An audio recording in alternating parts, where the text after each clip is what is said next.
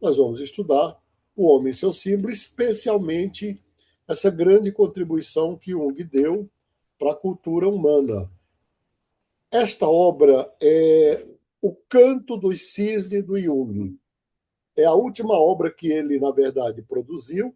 Ela é resultado de uma série de entrevistas que ele deu à BBC de Londres em 1959, 2 anos antes de morrer. Ele preservou os direitos autorais para transformar as entrevistas no livro, que foi obra da sua última assistente. Jung teve uma vida muito longa e ele teve 6 assistentes ao longo da vida, e a última foi a Aniela Jaffe. Nesta obra, Jung trata exatamente das dimensões do inconsciente e da dinâmica do inconsciente e da importância do inconsciente para a Eu não saúde sei como e voltar amanhã. para a vida humana.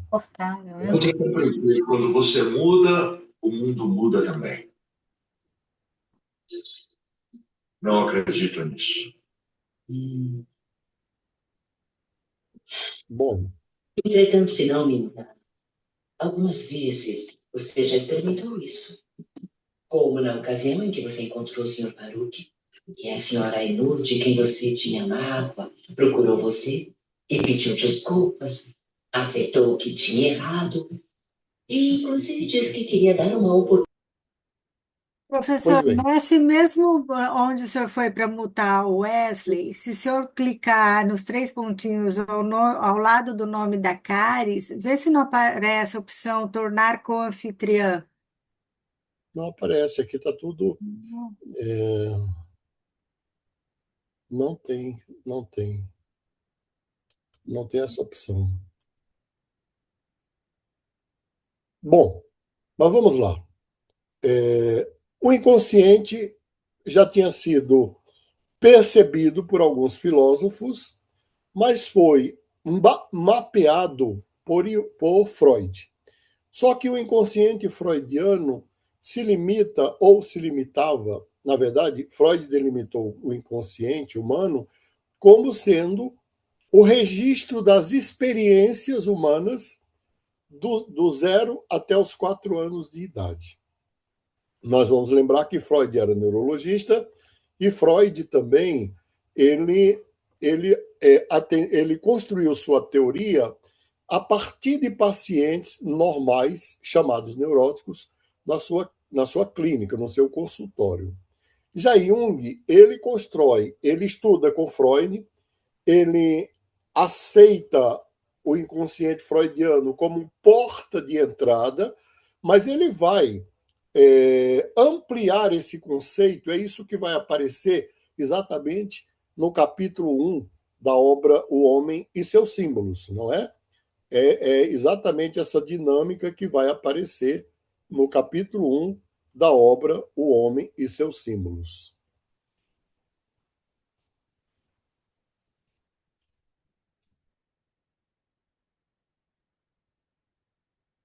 Bem,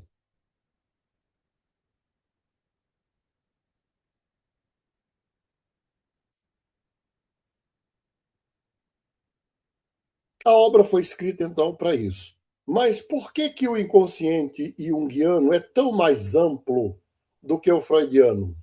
Primeiro, por causa da própria formação do Jung e também da base filosófica do Jung. Enquanto Freud era neo-aristotélico, calcou toda a sua psicologia na ideia de tábula rasa de Aristóteles, e Jung era neoplatônico. Ele calcou a sua psicologia na teoria do mundo das ideias, onde ele vai capturar o conceito de arquétipo, que era um conceito filosófico abstrato, e vai dar, como nós veremos ao longo do curso, vai dar um tom psicológico. Neste curso, nós vamos estudar profundamente o inconsciente, profundamente os arquétipos, e profundamente nesses 3 dias, eu tenho certeza disso, nós vamos compreender qual o impacto disso na vida e como isso pode ser bem acolhido e bem trabalhado na análise, especialmente na interpretação dos sonhos. Então, Jung aceita inicialmente a ideia de libido de Freud, mas aí está a grande transformação do pensamento junguiano. Quando Jung publica a sua primeira obra, que é Símbolos da Transformação da Libido, ali é onde surge o motivo do rompimento de Freud com ele. Por quê? A grande questão, além da questão filosófica, já que Freud era neo-aristotélico e Jung era neoplatônico, vai aparecer uma grande divergência de Jung em relação a Freud no conceito de libido. Só para lembrar para alguns de vocês, a libido freudiana é uma pulsão de natureza puramente sexual. Isto é, não é um desejo, é um quanto de energia que conduz tanto o homem quanto a mulher para a realização da sua vida a partir de um desejo e de um quanto de energia de natureza puramente sexual. Esse é o primeiro rompimento de Freud com Jung, porque Jung, na obra que eu citei, Símbolos da Transformação da Libido, Jung vai dizer, espera aí, a questão é muito mais complexa. Na verdade, Jung vai caracterizar a libido como uma pulsão de energia, e esta pulsão de energia se traduz,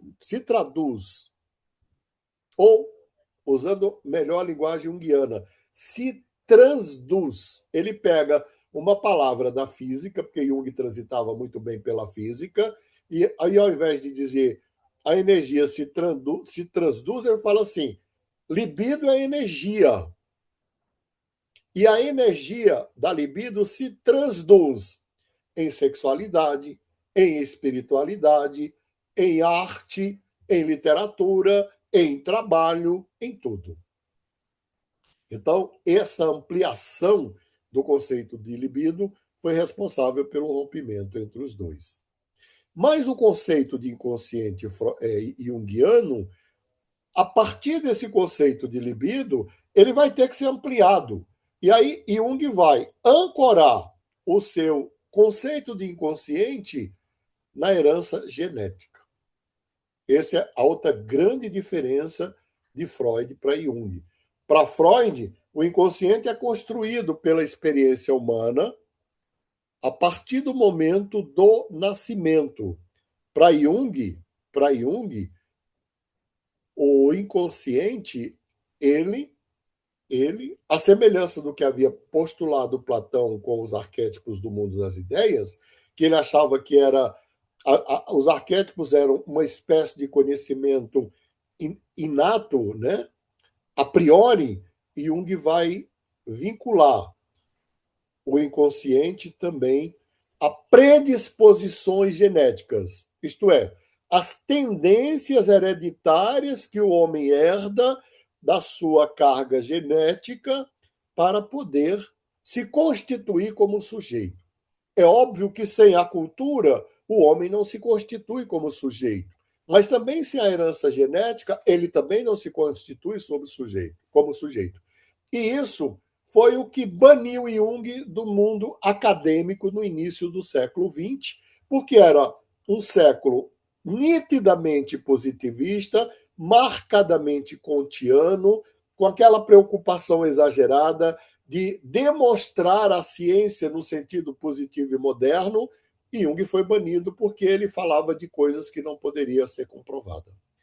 Hoje, uma grande pesquisadora chamada Raquel Yehudá, que trabalha com os sobreviventes dos descendentes dos campos de concentração, comprovou empiricamente que o trauma, por exemplo, ele altera estruturas do DNA responsável pela produção do cortisol. Então, filhos de traumatizados, ela estudou só até a 4ª geração, até agora. Eles têm uma resistência menor ao estresse do que filhos de pessoas que não passaram por traumas, especialmente traumas coletivos. Eu, pessoalmente, dediquei 10 anos da minha vida estudando o trauma transgeracional com os índios Terena, em loco, lá na tribo Terena, que fica do no Pantanal Mato-Grossense, de Miranda Aquidauana, e, no mesmo tempo, eu estudei 10 anos convivendo com os quilombolas do Quilombo do Mel da Pedreira, na foz do Rio Amazonas. Isso deu origem a uma obra que está publicada, e já tem até outras versões, menores e maiores, porque a obra tem 300 páginas, que é O Trauma Transgeracional em Descendentes de Sobreviventes de Africanos, dos Afrodescendentes. Bom, eu também fiz a pesquisa dos índios, mas não publiquei. Ainda não publiquei. Então, o inconsciente junguiano ele é mais amplo. E Jung dividiu o seu inconsciente para ficar mais fácil de ser entendido em duas áreas. Você tem o inconsciente pessoal, que seria o inconsciente freudiano. O inconsciente pessoal junguiano é o inconsciente freudiano. Amanhã eu disponibilizo, hoje ou amanhã eu disponibilizo esse material para vocês, mas como eu falei, eu vou usar mais como referência para não ficar preso ao material. O inconsciente coletivo, e aí ele cria o conceito de inconsciente coletivo para colocar o indivíduo que, quando a gente estuda o sujeito freudiano, o sujeito psicanalítico, ele é um indivíduo. Por quê? Porque ele está muito centrado nele mesmo. Quando você estuda o homem junguiano ele nasce no contexto de uma ancestralidade.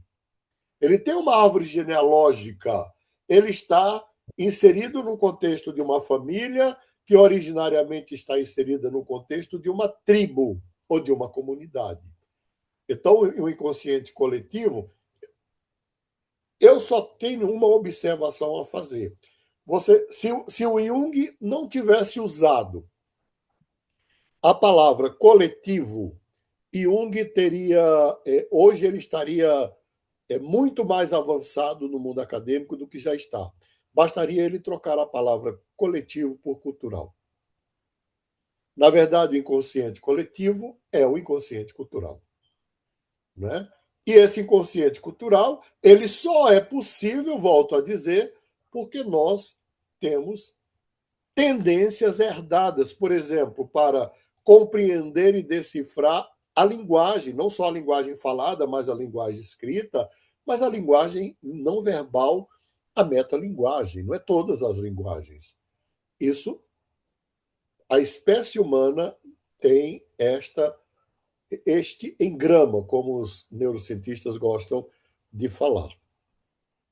Bem, a propósito, eu vou falar durante um tempo, eu vou abrir para perguntas, tá bom? Que são muitos conteúdos, né? Muita. Então, a obra O Homem e Seu Símbolo vai trazer, numa linguagem absolutamente acessível, usando a arte, usando o sonho, usando o cinema, usando as artes plásticas e usando a cultura como uma chave, né? Como uma grande chave de referência. Então, o inconsciente, na verdade, ele não é uma linguagem. O inconsciente é, na verdade, o sistema operacional da mente que roda, traduz, decifra, cria e até destrói as próprias linguagens.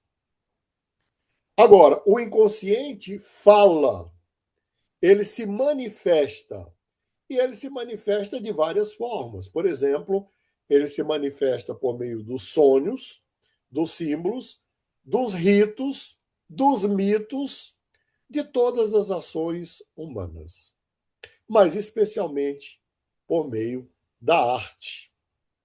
Por meio da arte. Eu diria que o inconsciente se manifesta de uma forma extraordinária pela sexualidade, mas também pelo sonho, pela arte e também pelo fazer, pelo trabalho, pelo labor humano. Quando a imagem que eu tenho de um escultor, né, um grande escultor, como o próprio Aleijadinho, ou um outro do mesmo nível, de um nível até mais profundo, o escultor olha para a pedra, ele vê a deusa na pedra e ele tem o excesso de pedra. A deusa estava exatamente aonde? Na pedra ou no inconsciente dele? No inconsciente dele. O artista tem essa capacidade. O artista, o terapeuta e o místico, eles têm uma face místico no bom sentido, né? Sem charlatanismo, místico mesmo, semelhança de Teresa d'Ávila, de São João da Cruz, do mestre Hecate e de tantos outros. Eles têm a possibilidade, eles transitam entre a consciência e o inconsciente. Hoje a neurociência mapeou razoavelmente, fez assim um arranjo, né, que não é junguiano, nem atende à teoria junguiana, mas a neurociência conseguiu mapear as memórias explícitas, que estão no hemisfério esquerdo do cérebro, e as memórias implícitas, que estão no hemisfério direito. As memórias implícitas, mutatis mutandis, elas equivalem ao inconsciente, não é? Então, você tem um inconsciente pessoal que nos liga às nossas origens, que traz tendências herdadas, e essas tendências herdadas é que Jung denominou de arquétipo. Não é o produto na sua totalidade, viu? Não é o produto na sua totalidade. Não é. O arquétipo não é a linguagem. O arquétipo é a capacidade, a tendência inata de decifrar a linguagem a partir de um símbolo, a partir de um rito, a partir de uma arte, enfim, e até de se identificar. A gente vai ver na análise, eu vou falar de alguns exemplos para vocês, mas, por exemplo, eu gosto muito do mito da Fênix, né? E eu atendi uma atriz que sofria da neurose de fracasso. Ela juntava todas as forças, todas as energias dela, decolava, e aí, na véspera de uma grande estreia, ela adoecia. Quebrava o pé, quebrava a mão, caía, pegava uma pneumonia, enfim. Aí ela chega e fala assim: eu gostaria de resolver isso, porque isso tem inviabilizado terrivelmente a minha vida. Eu quero resolver isso. Tá bom. Começamos um trabalho, ela ficou 3 anos comigo, e aí um belo dia eu falei para ela: você me lembra muito a Fênix. Você tem sempre a necessidade de morrer e renascer, morrer e renascer, morrer e renascer. Os olhos dela brilharam, ele olhou para mim e falou: doutor Maspoli, eu amo a Fênix. Eu gosto tanto da Fênix que eu tatuei uma Fênix do tamanho das minhas costas. Eu falei: mas você só ficou com um lado da Fênix, que é da morte, né? A Fênix ela durava 500 anos, então na mitologia antiga, 500 anos dava para a Fênix realizar toda uma existência. Você só fica na morte. Você não continua, você não realiza a existência. Bem, ela conseguiu entender e também superar aquela identificação negativa com o arquétipo. Porque tanto nós nos identificamos positivamente, como nos identificamos negativamente. E alguns conseguem se identificar positivamente e negativamente, outros só, ou positivamente ou só negativamente. Uma grande contribuição que Jung deu para a clínica é que a clínica, e aqui eu falo porque a minha primeira formação foi em psicanálise freudiana. Eu fiz formação em psicanálise freudiana durante 4 anos, fiz supervisão e fiz análise freudiana. Então, eu falo com conhecimento de causa. Eu acho o Freud genial. Mas a concepção psicanalista, além de kantiana positivista, segundo Hilton Japiaçu, né, na introdução à epistemologia da psicologia, eu tive o privilégio de ser aluno do Hilton Japiaçu. Ele fala: existe ainda um ranço positivista na psicanálise. E existe também um ranço maniqueísta. Freud concebia o mundo como sendo ou isso ou aquilo. E Jung ele rompe com isso e ele coloca o I. Não é o bem ou o mal, é o bem e o mal. Quando você consegue internalizar na sua própria experiência esta concepção de que em nós habita tanto o bem quanto o mal, então não é o bem e, não é o bem ou o mal, mas é o bem e o mal. Então em nós existe a beleza e a feiura, em nós existe a maldade e a bondade, em nós existe o desejo e a procrastinação, em nós existe o medo e a coragem, em nós existe a ansiedade e a mansidão. Só que a cultura dá ênfase a algumas dessas tendências e não a todas elas. Pois bem, como eu falei, eu gostaria de abrir agora para a gente conversar um pouco. Se vocês tiverem alguma pergunta, alguma observação, vamos conversar um pouquinho para a gente aprofundar o que foi falado até aqui e tirar algumas dúvidas também. Professor, é o Roberto. Boa noite, tudo bem? Oi, Roberto, você já é amigo já. Tudo certinho. Professor Maspoli, as experiências vivenciadas pelo bebê, desde a concepção até o nascimento, entrariam no inconsciente pessoal? Sim, sim. Da Tá. concepção até hoje. Sim. Já Tá. tem estudos sobre crianças a partir do sexto mês já chora e ri e brinca no Ah, ventre porque na concepção freudiana fala sempre inconsciente pessoal a partir do nascimento, né? Não no pré-nascimento, pré-natal, né? inconsciente. Freud não usa pessoal, quem usa é Jung. Ah, tá. Tá. Entendi. Então, o que o bebê vivencia durante o útero faz parte do inconsciente pessoal. Pessoal, Ok. exatamente. Obrigado, Lúcio. Obrigado. Agora, a gente vê nitidamente o inconsciente coletivo, Igor, como vai? Bom tê-lo aqui.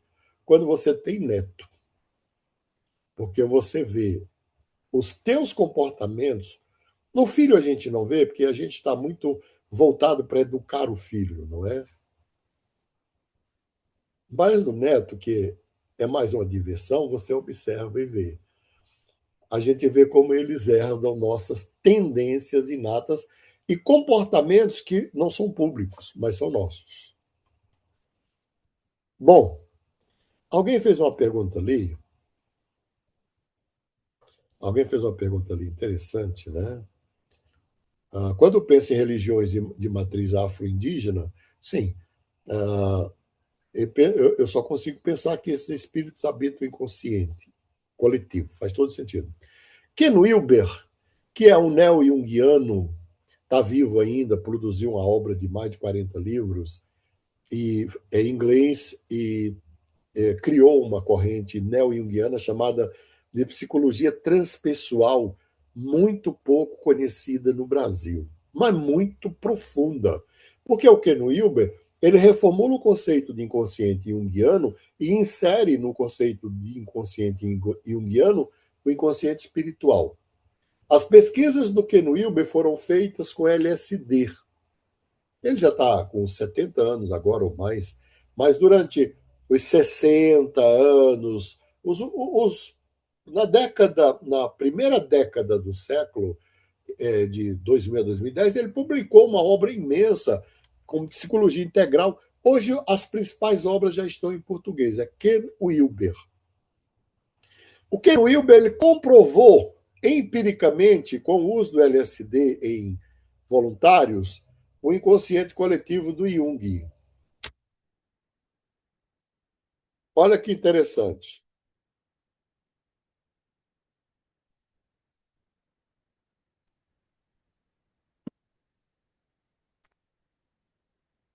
Olha que interessante. O sujeito usa o LSD, que é um produto sintético um tanto semelhante ao peyote, que é um alucinógeno mexicano, dos índios mexicanos, usado em rituais. Seria uma espécie de, bem distante, mas muito mais elaborado e profundo do que o nosso Santo Daime, né? Porque a viagem espiritual com o uso do LSD, ela é consciente, o sujeito viaja, né? E olha o que ele observou. Sob o uso do LSD, o, os povos indo-europeus eles vão recriar toda a mitologia dos deuses indo-europeus no seu delírio.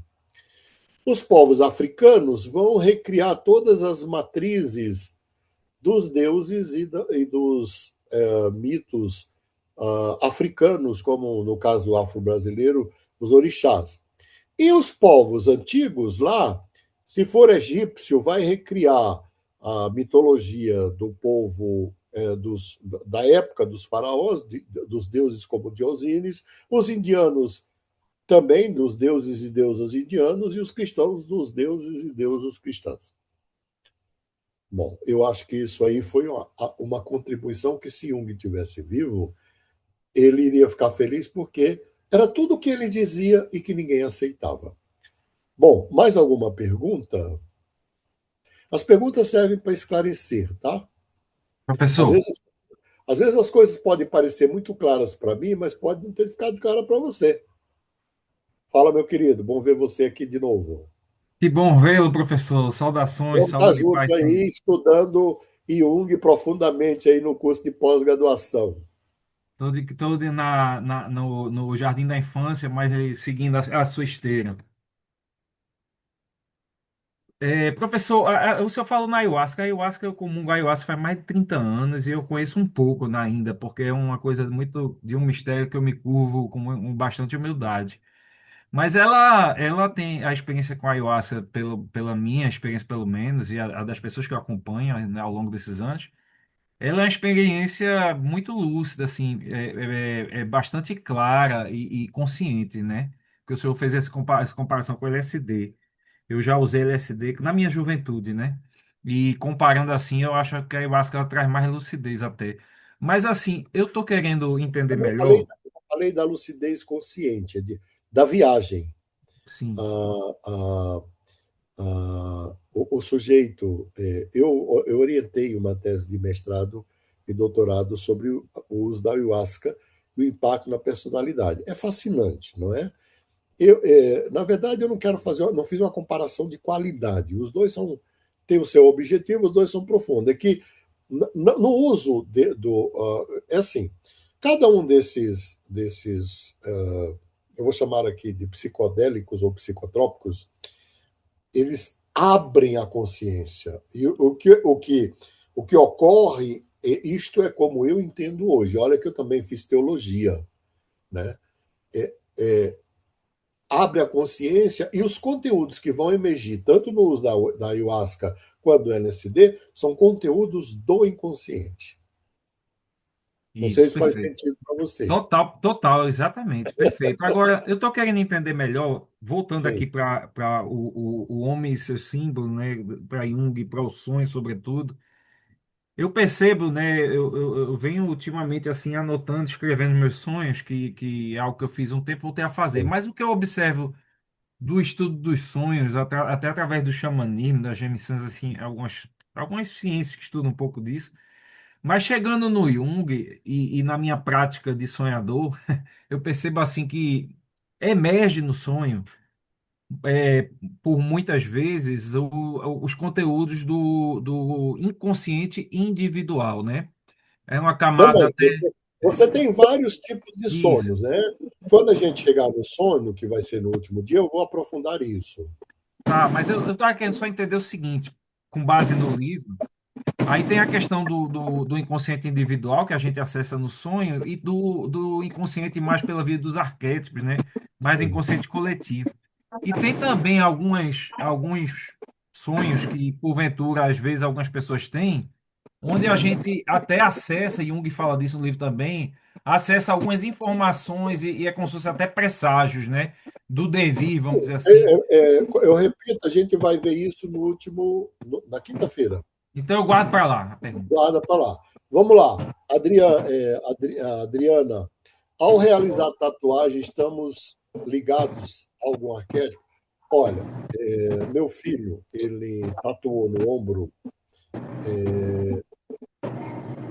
Ele tatuou no ombro, o tamanho aqui do ombro dele, tatuou um cavaleiro templário, né? Uma espada fincada no chão, o cavaleiro templário com a espada fincada no chão, o que significa que aquilo tem um sentido, né? A espada e a cruz do Cavaleiro Templário. O Cavaleiro Templário tinha uma relação profunda com o sagrado, né? E tatuou também um leão. É um leão muito bem feito, muito bonito, e embaixo o Cavaleiro Templário com a cruz enfiada, como dizendo que a luta acabou. Ele tem 43 anos. Quando ele me mostrou aquilo, eu falei, nossa, que lindo isso, né? Você tem consciência do que você tatuou? Ele falou, claro que eu tenho. Isso aqui tem tudo a ver com as tradições da minha família. E ele olhou para mim e falou, especialmente com as suas. Eu falei, muito obrigado pela parte que me toca. O problema não é nós nos identificarmos com o arquétipo. O problema é nós não termos consciência dessa identificação. Esse é o problema.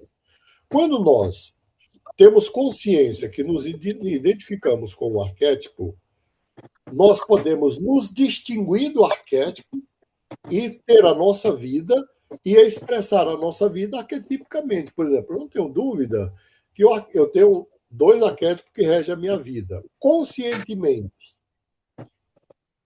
Se bem que não dá para falar de conscientemente, de arquétipo, né? Mas eu diria que o primeiro é o mito do curador ferido, com toda certeza, por isso que eu sou terapeuta, que eu fui profundamente ferido na minha infância, não fui abusado, pelo contrário, eu fui muito protegido e muito amado. Mas eu perdi pai e mãe, 3 irmãs entre 7 e 12 anos de idade. Então, todas as minhas escolhas foram marcadas por isso, eu não tenho a menor dúvida. Não tenho a menor dúvida. Eles morreram tragicamente. Então, era um período de vida que essas coisas têm um impacto tremendo. Eu penso que, como terapeuta, como mentor, que hoje eu me dedico a formar os melhores terapeutas do Brasil e também a mentorar os melhores terapeutas e psicólogos, e também mulheres e homens, né? Eu tenho certeza que isso é uma tentativa de reparação. É uma tentativa de reparação. Mas também eu tenho um outro arquétipo, que esse foi difícil de me distinguir dele, né? Que é o arquétipo do peixe. Eu sonho com o peixe. O peixe me representa no sonho. Se eu estou bem, o peixe está bem. Se eu não estou bem, o peixe está morrendo. Se eu estou cansado, o peixe está cansado. Não é à toa que minha mãe colocou meu nome de Antônio, meu pai colocou o nome de Máspoli. No Ceará, eu sou cearense. No Ceará, o homem põe o primeiro nome, a mulher põe o segundo, e depois põe o sobrenome. É por isso que o nome cearense tem 4 nomes, porque tem a marca do homem e da mulher. E eu fazendo análise e falando para minha analista da minha relação com peixe, eu pesco, né? Desde criança, eu pesco desde 7 anos de idade.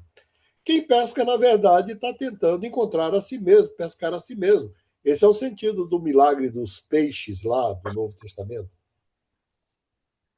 Mas ela falou, você já viu qual é o sentido do nome Antônio? Eu falei, nunca vi. Isso eu tinha 58 anos de idade. Eu falei, nunca vi. Falou, vai ver. Bom, qual foi o grande milagre de Santo Antônio de Pádua? Foi o milagre dos peixes. Como a igreja não quis ouvir, ele foi para o cais e chegou lá, tinha cardumes e milhões de peixes, e ele pregou para os peixes. Ora, como é que depois que eu descobri isso, a minha vida mudou radicalmente em relação a muita coisa, não é? Muita coisa. Mas entender que o arquétipo do curador ferido habita em mim e eu nele, não muda o meu propósito de contribuir para que as pessoas se curem, se transformem.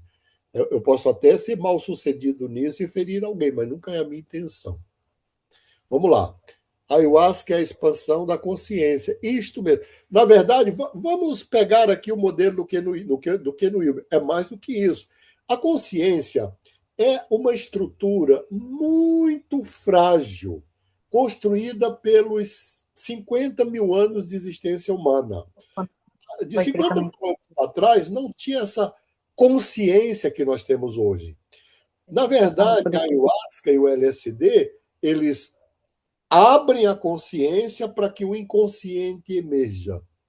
Então, é muito mais do que ampliar a consciência. É claro que se você entra em contato com o seu inconsciente, eu entrei em contato com o meu, especialmente pela análise por algumas experiências minhas subjetivas, por algumas vivências minhas subjetivas, é claro que a minha consciência se expandiu. Porque as pessoas têm muito medo do inconsciente, mas o inconsciente e a consciência devem ser tão flexíveis que se tornem complementares, que é o propósito da análise junguiana. Bom, vamos então caminhar mais um pouquinho.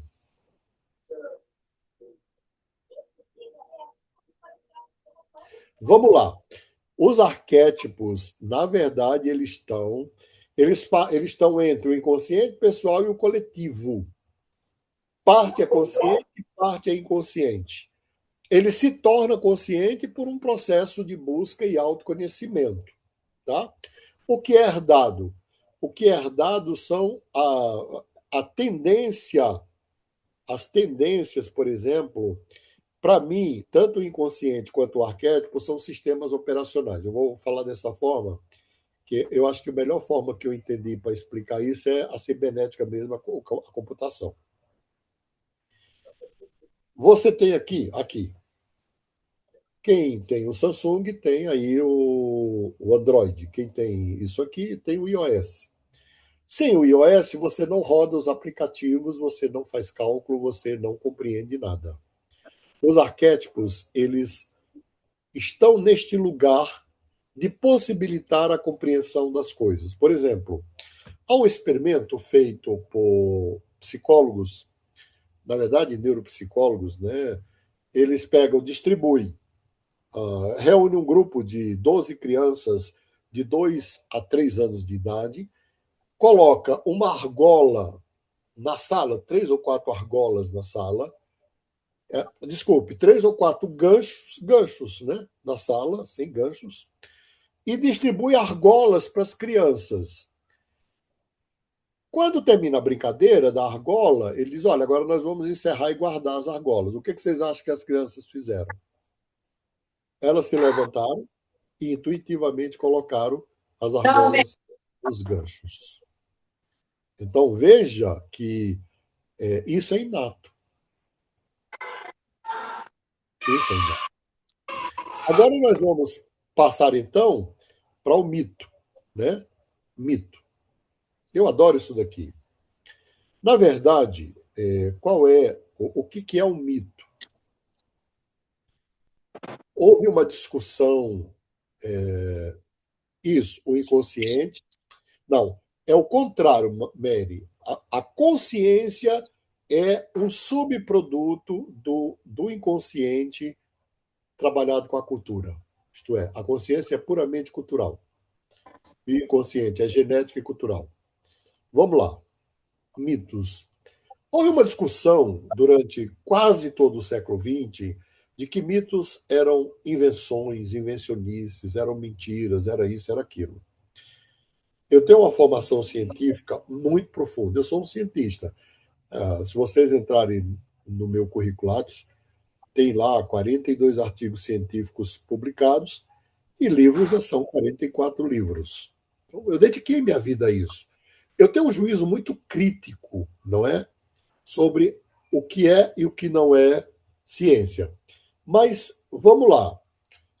Há 2.000 anos atrás, se um homem estivesse cuidando do seu jardim ou da sua roça e caísse um raio sobre ele ou próximo dele, se caísse sobre ele, ele morreria e a família iria interpretar isso como o quê?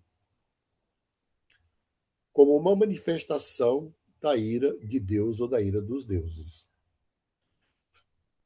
Eles estavam mentindo Eles estavam inventando, eles estavam criando fantasia? Não.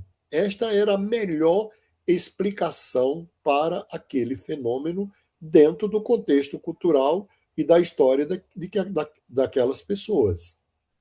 Então, o mito, na verdade, Jung faz uma grande crítica ao modelo positivista, mecanicista e, ao mesmo tempo, agnóstico de lidar com a mitologia, mas isso Jung não viveu para ver, isso foi ultrapassado. Mas na época do Jung, falar de mito era falar de invencionices, era falar de coisas, de inverdades, era falar de mentiras.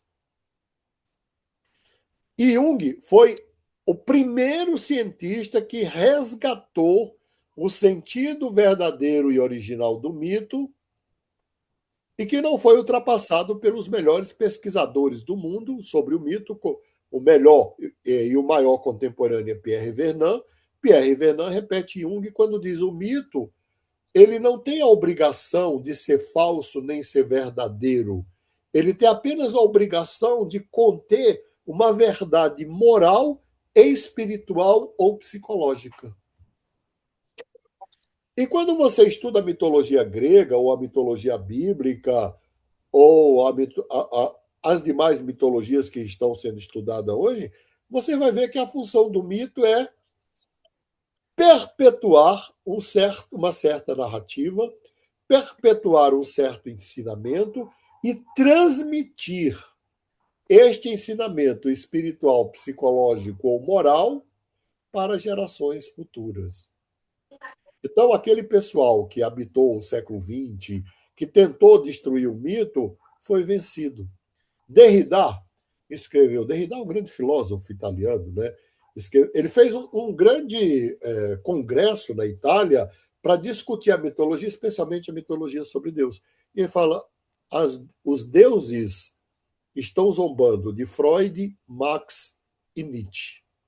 Quem estava certo era Jung, porque Jung ele sustentou o mito como uma necessidade humana e uma verdade espiritual, e na obra no Homem e seus Símbolos, acredito que no segundo capítulo, ele vai criticar tremendamente, que na verdade tem uma obra do Jung que se dedica, é uma obra maravilhosa, talvez a melhor dele, tá?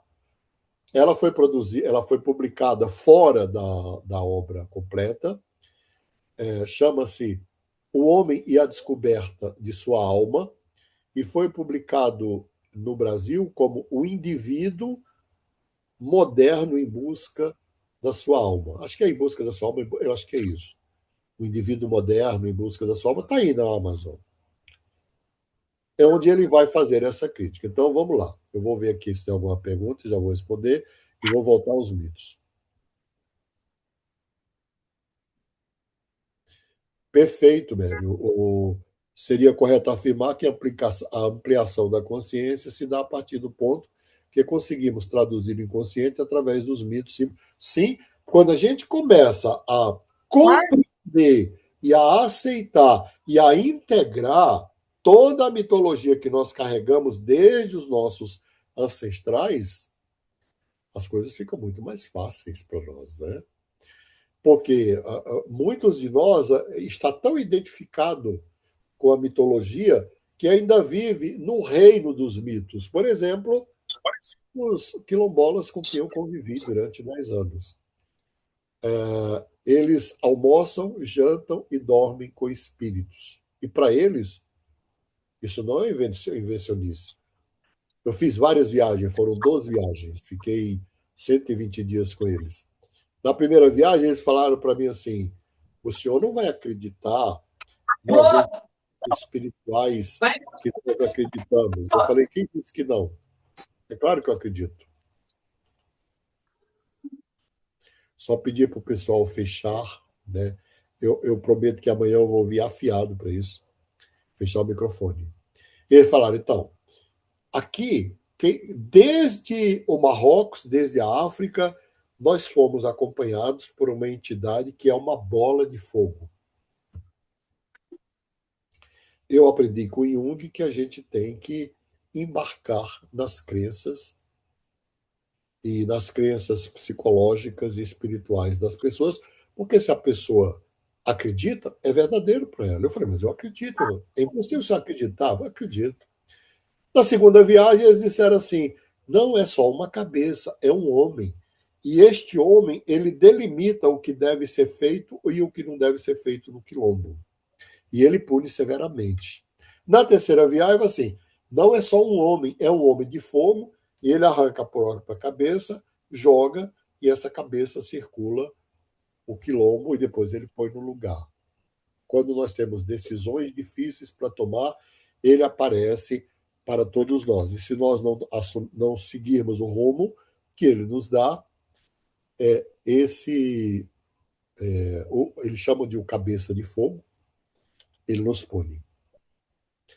Curiosamente, hoje, esse grupo está marcadamente evangélico, mas eles continuam com mitos de tradição afro bem viva entre eles. E quem sou eu para dizer que eles não veem e que essa cabeça de fogo, esse homem de fogo, não tem um papel na vida deles? Tem. Então, veja bem, aí nós vamos pensar também, primeiro, que o século XX decretou a morte do mito. Os três pensadores que formaram o século XX decretaram a morte do mito, que foi o Freud, o Jung e o Nietzsche. Gente, as sagas que mais fizeram sucesso no cinema global, mundial, são sagas mitológicas. Uma delas, inclusive, até o final da década de 90, o Jorge Lucas, com Guerra nas Estrelas, ele tinha na equipe dele um discípulo de Jung para assessorá-lo na construção dos personagens da mitologia. Eu não gostei muito. Era o Joseph Campbell.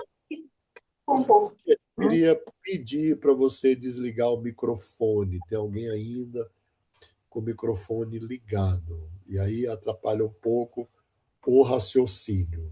Consegui abrir. Então, o Joseph Campbell, que escreveu O Poder do Mito, As Máscaras de Deus, né, A Imagem Mítica e várias obras, ele dava assessoria para Jorge Lucas. O Senhor dos Anéis, a saga O Senhor dos Anéis, é só mitologia. A mitologia voltou com uma força extraordinária. Eu gosto muito da mitologia grega, né? Bom, no meu trabalho de análise, eu fiz análise 12 anos, com 2 analistas, 4 com um freudiano e 8 com uma junguiana. É claro que eu queria compreender não só a minha origem, meus ancestrais, é tanto que eu começo o meu trabalho de análise fazendo a árvore genealógica do meu paciente. Quando eu faço mentoria também, né, eu faço mentoria de grandes psicólogos, grandes empresários, enfim, e eu começo, mas por que você quer saber as minhas origens? Ora, ninguém apareceu no mundo, ele tem uma história. E quando não tem, e aí eu quero trazer aqui com muito respeito, com muita sensibilidade, por exemplo, eu já atendi alguns jovens que foram adotados. Eu vou citar só um aqui como exemplo. Eu atendi uma médica. E essa médica, com uma sensibilidade extraordinária, ela sabe que foi adotada, ela sabe que foi muito amada, mas ela não conhecia, não conhece a história dela. E ela não tem como conhecer a ancestralidade dela. Sabe o que eu propus para ela fazer durante o trabalho que ela fez comigo, na segunda etapa do trabalho? Para ela criar uma história para preencher esse vazio. Porque para ela a ideia era insuportável a ideia de não saber quem eram os avós biológico, o pai biológico, a mãe biológica. Ela diz: eu amo a minha mãe e meu pai foram os que me adotaram, mas eu sinto um grande vazio quando eu penso nas minhas origens. Então, os mitos eles servem também para organizar o caos. Essa é a primeira função. Vamos lá. A Bíblia Sagrada, no livro mais extraordinário da Bíblia, começa: No princípio criou Deus os céus e a terra. Bom, se eu acreditar em Deus ou não, não importa. O problema é que ali tem um princípio de causalidade, que é um princípio fundante do pensamento ocidental. Não é do pensamento oriental. E Jung demonstra isso em vários aspectos da sua obra, especialmente na psicologia da religião ocidental e oriental. O Oriente não tem preocupação com causalidade, eles nem conhecem, eles têm preocupação com sincronicidade, que é quando duas coisas acontecem ao mesmo tempo, sem que uma tenha relação com a outra. Mas o mito organiza o caos, o mito transmite conhecimento e o mito perpetua a transmissão desse conhecimento. Já que eu falei aqui que eu estou com 60, na verdade, 69 anos. Eu falei aqui dos meus arquétipos. Na minha idade, a gente não tem mais frescura, nem medo de falar da gente, nem nada. Às vezes fala até demais. Né?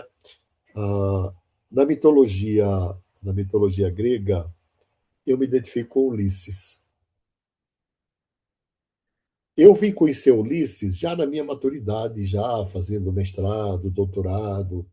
Eu nunca me interessei muito pela mitologia grega. Eu me interessei profundamente pela mitologia judaico-cristã. Grega, só quando eu fui fazer filosofia que eu conheci, e aí eu me encantei com Ulisses. Ulisses vai para a guerra de Troia e Zeus exige fidelidade absoluta de Ulisses. Ulisses é rei de uma ilha, de um reino, e ele acha que ele não deve tanta fidelidade ao deus Zeus, e Zeus o pune. E Zeus faz com que ele e a sua nau e os seus marinheiros se percam por 10 anos. E por 10 anos eles vão ficar perdidos nos 7 mares. E ele vai passar por perigos, pelas sereias que atraem o ser humano e o homem, na verdade, o canto da sereia que atrai o homem e mata. Ele vai cair na mão de feiticeiro, na mão de bandido, na mão de tudo. Quando chega na sua volta na maturidade, né, a sua protetora, ele é protegido por Atenas. Atenas vai até Ulisses e diz: Zeus está disposto a fazer um acordo com você. Você não precisa ser tão rebelde e Zeus não precisa ser tão cruel. E ele falou: nesses 10 anos eu aprendi a viver sem Zeus. Eu comecei minha vida na Marinha. Meus primeiros 7 anos de vida foi navegando por aí, né? Depois tive uma experiência profunda com Deus e depois eu resolvi, na minha análise, assumir minha orfandade. E isso me fez muito bem. Então, quando eu penso na mitologia, eu penso no Ulisses. Bom, mas se eu não tivesse entendido o complexo de Ulisses, o mito de Ulisses, a influência de Ulisses na minha vida, talvez eu estivesse ainda navegando pelos 7 mares. Eu prefiro viajar hoje, mas aqui. Eu gosto muito de viajar. Eu já viajei como vocês nem imaginam. Mas hoje eu gosto de viajar aqui, viajar dentro do campo do conhecimento, do campo da imaginação. Eu espero que vocês gostem e que venham fazer pós-graduação conosco. Com toda certeza, é o primeiro objetivo.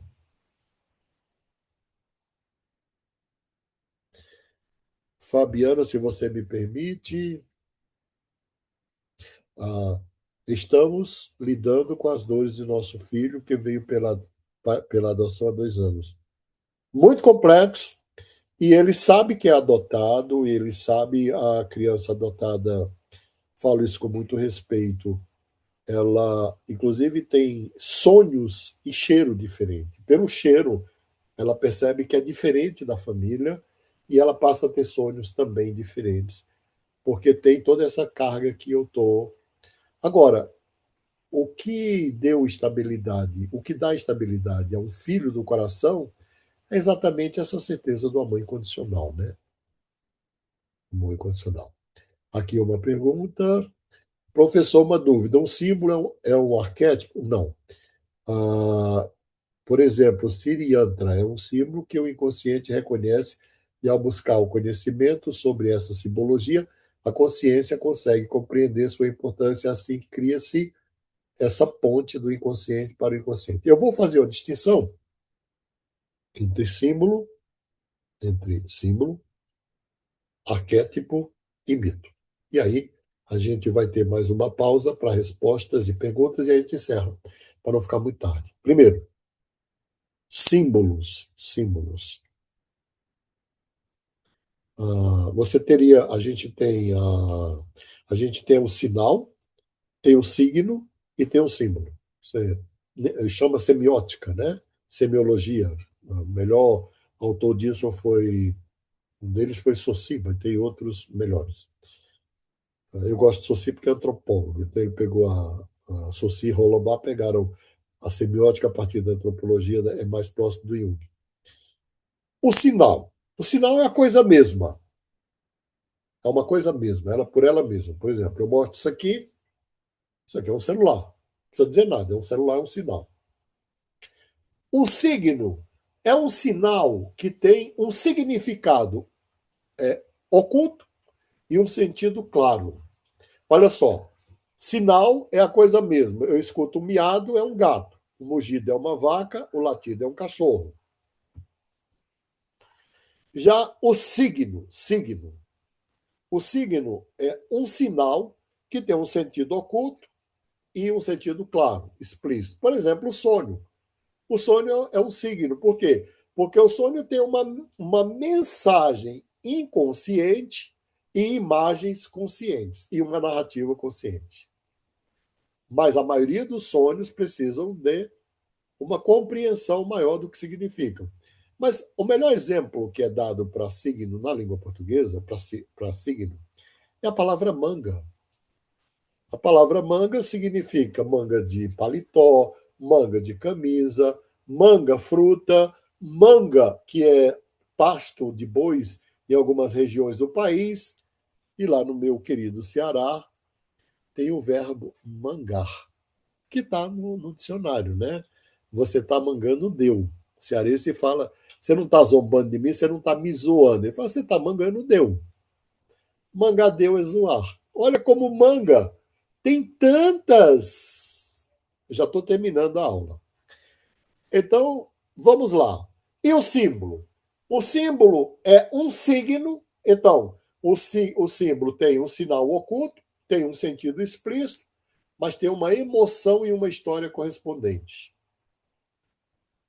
O peixe, por exemplo, a cruz. Quando pensa em símbolos no Ocidente, né, a figura da mãe, a figura da mãe, o velho, o sábio, o professor, né? Mas quando pensa assim, por exemplo, a estrela, a mandala. Agora, o arquétipo, ele já é uma estrutura que ele está entre o símbolo e o mito. Porque já é a personificação de alguns aspectos herdados ou conscientes adquiridos da psique.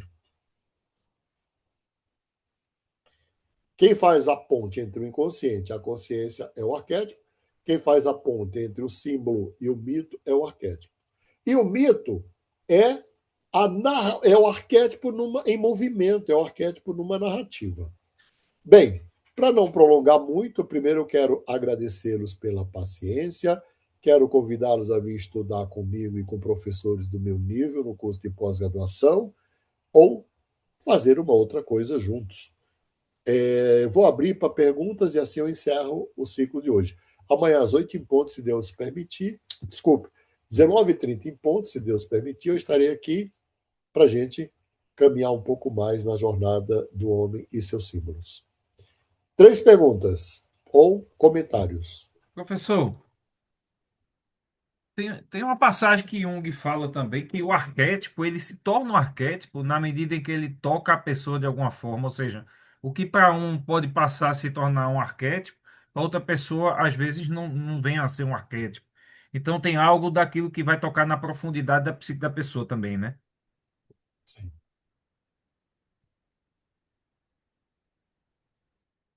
Bem, aqui tem a pergunta. Eu confesso que eu já estou um pouco cansado.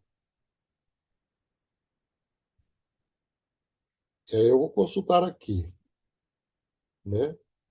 Porque para mim isso é muito intenso. Eu gosto muito do que eu faço.